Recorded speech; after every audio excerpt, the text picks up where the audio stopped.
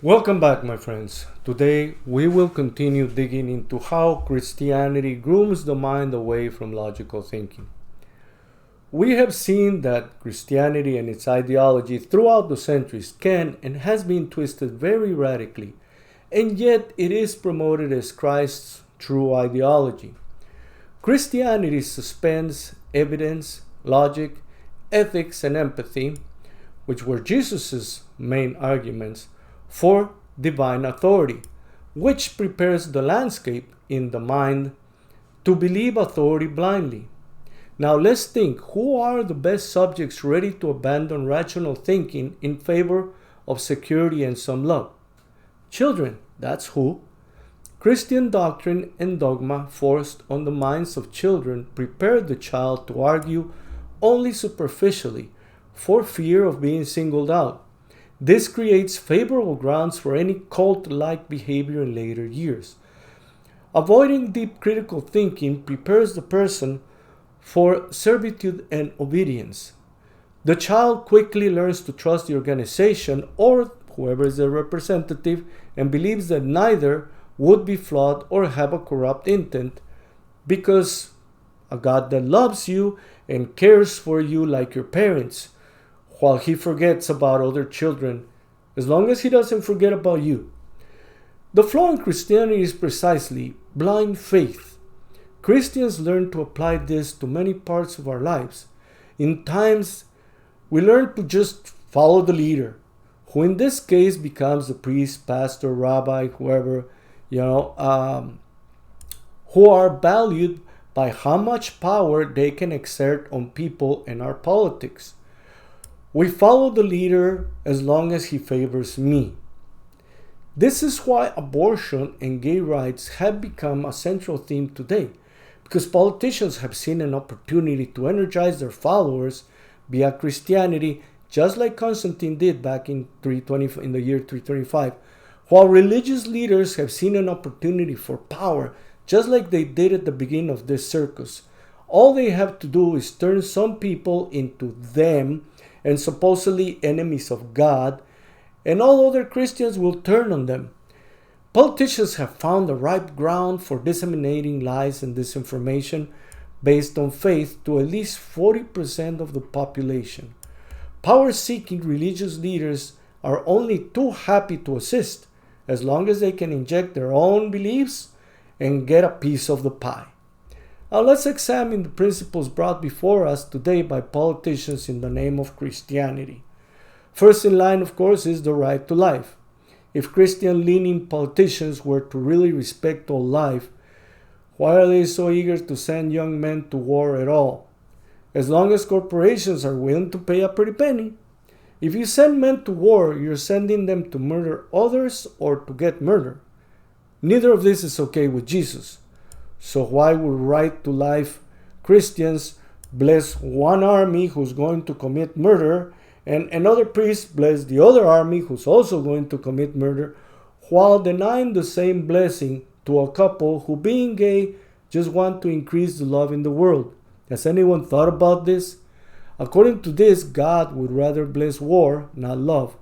On the other hand, suicide is not legal nor ethical, but a young man volunteering to go to war where he will probably get killed or maimed, that's just fine. Isn't that another form of attempted suicide? Or at best, isn't that worse than self-abuse? Those providing the war, aren't they just assisting murder-suicide? Oh, I get it. Killing and dying is not important if it is done for the benefit of the wealthy and large corporations that help sustain the churches. Got it.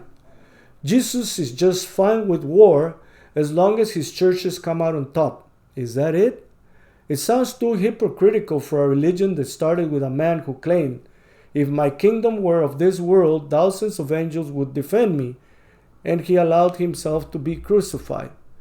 Another item that needs attention about the right to life ideologies is to claim that an embryo or fetus is a human being.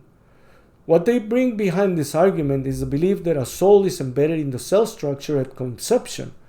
This irrational thinking becomes evident when we consider in vitro fertilization, Think about this. What are we going to do with the extra embryos? If they are children, as they're already conceived, we can't dispose of them. Then we have to ponder, is keeping embryos frozen an unusual and cruel punishment for the soul? If you approve of it because they can't feel anything, then why not just end them? Or will they become acceptable casualties like in war? Now, did God ever think about this? Or will they become a convenient, cheap source of labor for the state in the future? If they are children and we freeze them for 18 years, can the parents vote for them? A parent with 18 embryos can vote 18 times? Yeah, this is crazy, but this is just the unthought of risk and consequences that irrational and delusional ideologies based on religious unfounded assumptions take us to. We will also see the same right to life politicians and religious leaders claim that killing an intruder is your right, and that having a gun that can cut a child in half is just fine for Christian everyday life. I mean, if you believe in all life is sacred, why would you allow men to run around with military assault ammunition and guns, considering that men commit almost 99% of mass murders? Let's nip it in the source. Let's prohibit men from carrying guns in civilization. That is, if you truly hold all life sacred. This leads us to the conclusion. No, these politicians and religious leaders don't think all life is sacred, nor do they even believe that the Bible is the Word of God. Doesn't this sound crazy? When placed along the principles of what Jesus taught, this is bananas. Back to the question, why do we have such irrational and conflicting ideologies? Well, as we have seen, contradictory and irrational ideologies are embedded since childhood, forging a beautiful landscape for blind obedience and servitude. This is the Garden of Eden for authoritative corporations and fascist leaders. Most of us learned our religion in a very paradoxical way. We learn to classify and separate religion from reality. This allows us to create and sustain conflicting ideas. But this is a defect we were not born with. It is a defect inserted through culture and religion, mostly by religion. Primarily for centuries, we have accepted and promoted the religious grooming or indoctrination of children before they have enough logical defenses to understand that reality is not imagination. Two opposite realities can't exist at the same time and space before they understand that when two realities are presented, one of those is an objective reality and the other is imagination, or both are imagination. Objective reality does not come from authority. There are no alternative or subjective facts. There are subjective interpretation of facts and objective facts. Subjective interpretations are not facts. Teaching children things that can't be proven and that oppose the reality we live in is an infrastructure for a future of irrational thinking. This is why religious grooming of children is so effective for creating blind followers, but dangerous for our modern-day society. Children are taught to accept unprovable thoughts and absolute truths, introduced into a religious system created by Romans, who were essentially fascist.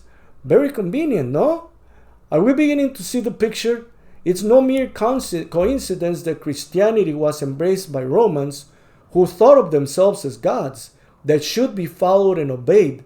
They only needed to shoe in a pope to certify their divinity, and Christianity gave rise to the beginning of the Dark Ages, where corruption and abuse of power, killing of innocents was done in the name of God. This is the craziest effect of Christianity. Is an abusive mind with the excuse of love. I kill you because I love you, or I kill you in order to save your soul. Yet Christian churches throughout the centuries have promoted this ideology to their followers. Any wonder why we think so crazy? Well, this is it for today.